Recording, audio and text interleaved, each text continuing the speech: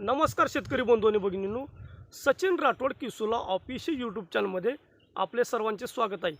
शेतकरी बंधू भगिनींनो, आज एक महत्त्वपूर्ण अपडेट पाहणार आहोत आपण।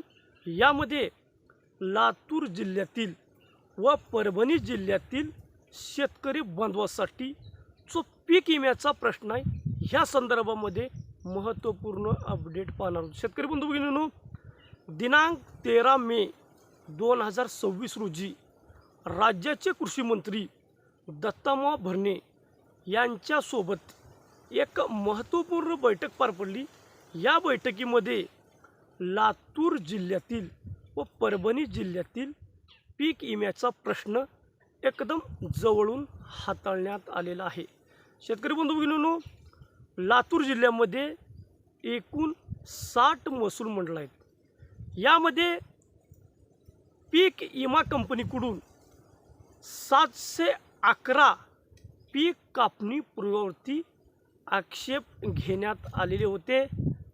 यामध्ये 56 महसूल मंडळामध्ये पीक विम्याचा मार्ग आता मोकळा झालेला आहे।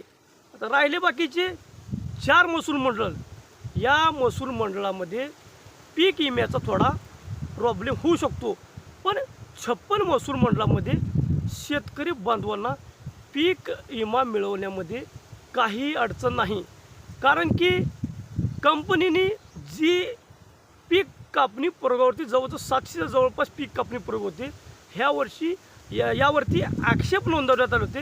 हे आक्षेप आता कंपनीने मागे घेण्यात आलेले आहे।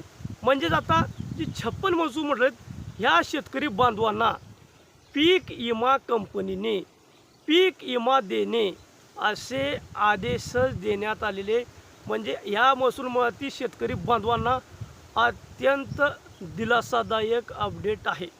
शेतकरी बंधू भगिनींनो, परभणी असो, लातूर असो, बीड असो, धाराशिव असो, जसं नांदेडमध्ये मोठ्या प्रमाणावरती पावसामुळे सोयाबीन व इतर पिकाचे नुकसान झाले होते, त्याच आधारावरती ही जी लातूर असो, धाराशिव असो, बीड असो, परभणी असो, ह्या जिल्ह्यामध्ये नांदेड जिल्ह्याइतकी रक्कम मिळणे अपेक्षित होते।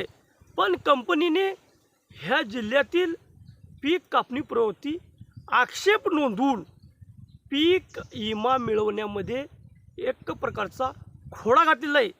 शेतकरी बांधवाबरोबर कंपनीने एक प्रकारचा खोडा घातलेला आहे। पण शेतकरी बांधवांनो, लोकप्रतिनिधीच्या माध्यमातून व शेतकरी संघटनेच्या माध्यमातून वेळोवेळी पीक विम्याचा पाठपुरावा करून पीक विम्याचा आढावा बैठक घेऊन लोकप्रतिनिधी शेतकऱ्याच्या पाठीमागे भक्कमपणे उभे राहिले। आता धाराशिव जिल्ह्यातील आपल्याला माहीतच आहे, पीक विम्याचा मार्ग मोकळा झालेला आहे।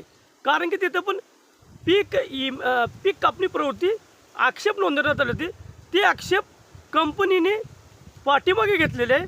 त्यामुळे धाराशिव जिल्ह्यातील जे 55 महसूल मंडळ आहेत, यामध्ये पीक विमा मिळवण्यामध्ये एक प्रकारचा आता काही अडसर राहिली नाही। ह्या जिल्ह्यातील 55 महसूल मंडळातील शेतकरी बांधवांना पीक विमा मिळायचा मार्ग मोकळा झालेला आहे। आता राहिला विषय परभणी जिल्ह्याचा। शेतकरी बांधवांनो, परभणी जिल्ह्यामध्ये पण फार मोठ्या प्रमाणावरती सोयाबीन व इतर पिकाचे पावसामुळे पिकाचे नुकसान झाले होते। या जिल्ह्यातील आढावा घेण्यासाठी व लातूर जिल्ह्यातील आढावा घेण्यासाठी दत्तामामा भरणे यांच्या उपस्थितीमध्ये राज्यस्तरीय एक बैठक आयोजित करण्यात होती। ह्या बैठकीमध्ये ह्या 2 जिल्ह्यातील पीक विम्याच्या प्रश्नावरती चर्चा करण्यात आली आहे आणि ह्यामध्ये कृषी मंत्र्यांनी एक स्पष्टीकरण दिलेले आहे। दिनांक 13 मे 2026 रोजी मंत्रालयाच्या दालनामध्ये कृषी मंत्र्यांच्या उपस्थितीमध्ये बैठक आयोजित केली। या बैठकीमध्ये कृषी मंत्र्यांनी स्पष्टीकरण दिलेले आहे।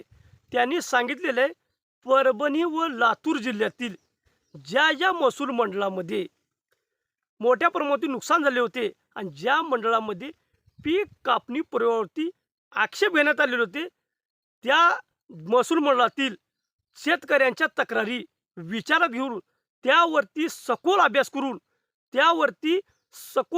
अभ्यास करून एक महत्त्वपूर्ण असं सुधारित प्रस्ताव केंद्र सरकारकडे पाठवण्यात येईल असे कृषी मंत्र्यांच्या माध्यमातून सांगण्यात आले।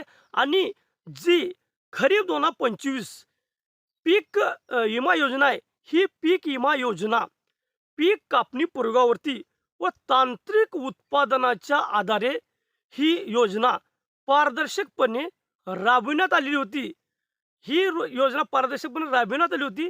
ह्या योजनेमध्ये ज्या महसूलमध्ये पीक कापणी पूर्ववर्ती कंपनीने आक्षेप नोंदवण्यात आले, ते आक्षेप पीक विमा कंपनीने जी नोंदवण्यात त्यावरती सखोल अभ्यास घेऊन त्याचा पाठपुरावा करून केंद्र सरकारकडे प्रस्ताव पाठवून संबंधित जी शेतकरी आहेत त्या शेतकऱ्यांना पीक विमा मिळवले जाईल आणि कोणत्याही शेतकऱ्यावरती सरकार अन्याय होऊ देणार नाही असं कृषी मंत्र्याच्या माध्यमातून स्पष्ट सांगण्यात आले। शेतकरी बंधू भगिनींनो, आता लातूर व परभणी जिल्ह्यातील शेतकरी बांधवांचा पीक विम्याचा प्रश्न जवळजवळ मिटला आहे असं आपण समजू शकतो। आणि राहिला विषय बीड जिल्ह्याचा। शेतकरी बांधवांनो, लातूर, बीड, धाराशिव ह्या जिल्ह्यामध्ये ICICI लोंबार्ड ही जी कंपनी आहे, ही एकच कंपनी आहे। एकच कंपनीच्या माध्यमातून पीक विमा भरण्यात आलेला आहे आणि याच कंपनीने ह्या तिन्ही जिल्ह्याला एकच न्याय द्यावा, वेगवेगळ्या जिल्ह्याला ह्या तिन्ही जिल्ह्याला वेगवेगळा न्याय देऊ नये असं आपलं मत आहे। कारण की आता आपल्याला तर माहीत आहे, लातूरमध्ये, धाराशिवमध्ये, बीडमध्ये फार मोठ्या प्रमाणावरती सोयाबीन व इतर पिकाचे नुकसान झाले होते। पीक कापणी पूर्वावरती आक्षेप नोंदवण्यात होते। पीक कापणी पूर्वावर कंपनीने मागे घेण्यात आलेले आहे। आता पीक विम्याचे कॅल्क्युलेशन होईल। आता आपल्याला आकडेवारी तर काय समजली नाही, पण लातूर व परभणी जिल्ह्यातील शेतकरी बांधवांना पीक विम्याचा वाटपाचा मार्ग मोकळा झालेला आहे असं आपल्याला कृषी मंत्र्यांच्या बैठकीमध्ये, जी बैठक पार पडली 13 मे रोजी, त्या बैठकीमध्ये आपल्याला स्पष्ट असं संदेश देण्यात आले। ज्या शेतकरी बांधवांनी म्हणजे पीक विमा भरला होता आणि त्या महसूल मंडळामध्ये जी नुकसान झाली होती त्या नुकसानीचा पुरेपूर अभ्यास करून प्रस्ताव केंद्र शासनाकडे पाठवण्यात येईल। केंद्र सरकारकडे पाठवण्यात व्यवस्थित म्हणजे सखोल अभ्यास करून हा प्रस्ताव केंद्र शासनाकडे पाठवून शेतकरी बांधवांना न्याय मिळवून देऊ असं कृषी मंत्र्याच्या माध्यमातून सांगितण्यात आले आहे।